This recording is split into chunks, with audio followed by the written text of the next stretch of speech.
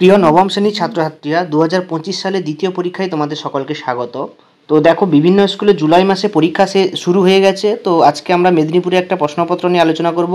দ্বিতীয় পর্যায়ক্রমিক মূল্যায়ন 2025-এর একটা সংস্থার প্রশ্নপত্র। তো এই প্রশ্নপত্রটা নিয়ে আমি এক এক করে আলোচনা করছি। তো দেখো, এখানে পূর্ণমান 40 নাম্বার, তোমাদের দ্বিতীয় পরীক্ষা 40 নাম্বার, জানো প্রথম পরীক্ষাও 40 নাম্বারের হয়, এবং তোমাদের সময় থাকবে 1 ঘন্টা 30 মিনিট। প্রথমে তোমাদের দেখো, একের দাগের 6টা এমসিকিউ প্রশ্ন থাকবে। তো সেই 6টা এমসিকিউ কোনো অথবা থাকবে না, প্রত্যেকটাই করতে হবে। দেখুন, প্রশ্নগুলো এখানে দিয়ে দিয়েছে এক এক করে। প্রথমে দেখো, প্রশ্ন দিয়েছে যে রাশিয়ার শাসকদের কী বলা হতো, সেরেজাভো হত্যাকাণ্ড কত সালে হয়েছিল, এবং মেইন ক্যাপ গ্রন্থটি কার রচয়িতা। এরকম করে প্রত্যেকটা 6টা প্রশ্ন দিয়েছে এক এক করে। তো তোমরা দেখো, এখান থেকে অ্যান্সারগুলো আমি পরে আলোচনা করে দিচ্ছি।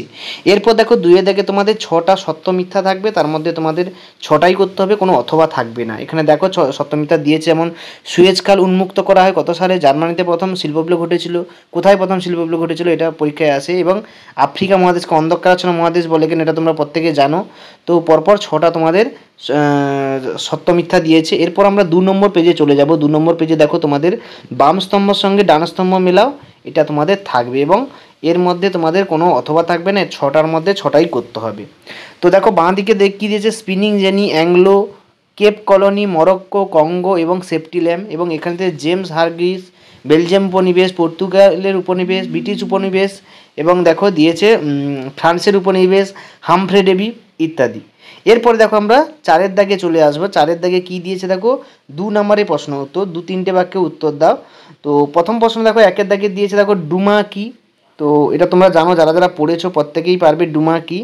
এবং তারপরে দিয়েছে দেখো, জাতিসংঘের সদর দপ্তর কোথায় ছিল, রাশিয়াতে 1917 সালে খ্রিস্টাব্দে নভেম্বর বিপ্লবের প্রেক্ষিতে কোন দল ক্ষমতায় এসেছিল, তার সম্পর্কে তোমাদের লিখতে হবে। এরপরে দেখো, 5-এর দাগে তোমাদের টিকা থাকবে 4 নম্বরে 2টো, এবং অথবা থাকবে তার মধ্যে 2টো, 3টে থাকবে তার মধ্যে 2টো করতে হবে।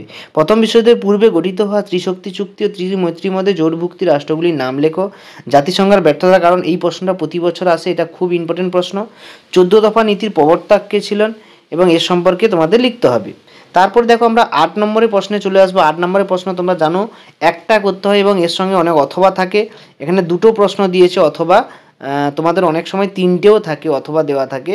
তো তোমাদের এখানে 2টো দিয়েছে। কি কি দিয়েছে দেখো, প্রথম বিশ্বযুদ্ধের সময়কালে প্রথম বিশ্বযুদ্ধের কারণ ও অতৃপ্ত জাতীয়তাবাদ ও উগ্র জাতীয়তাবাদের কারণ ব্যাখ্যা করতে বলেছে। তারপর, কোন ঐতিহাসিক ঘটনার পর কত খ্রিস্টাব্দে প্যারিসে শান্তি সম্মেলন অনুষ্ঠিত হয়, ভার্সাই চুক্তি কত সালে কাদের মধ্যে স্বাক্ষরিত হয়, এই শর্তের 2টি শর্ত লিখো। ভার্সাই চুক্তির 2টো শর্ত লিখতে বলেছে। অর্থাৎ তোমাদের 2টোই প্রশ্ন খুব ইম্পর্টেন্ট। প্রথম বিশ্বযুদ্ধের কারণ দিয়েছে, এবং এখানে ভার্সাই সন্ধি সম্পর্কে তার শর্ত লিখতে বলেছে, এবং প্যারিসে যে অনুষ্ঠান সম্মেলন হয়েছিল তার সম্পর্কেও লিখতে বলেছে। এই হচ্ছে তোমাদের প্রশ্নপত্র। তো তোমাদের সমস্ত প্রশ্নপত্রগুলো এক এক করে আমি দিচ্ছি, যেসব স্কুলে যে পরীক্ষাগুলো হয়ে যাচ্ছে। তো তোমরা দেখতে থাকো, পরপর প্রশ্নগুলো নিয়ে আলোচনা করা হবে।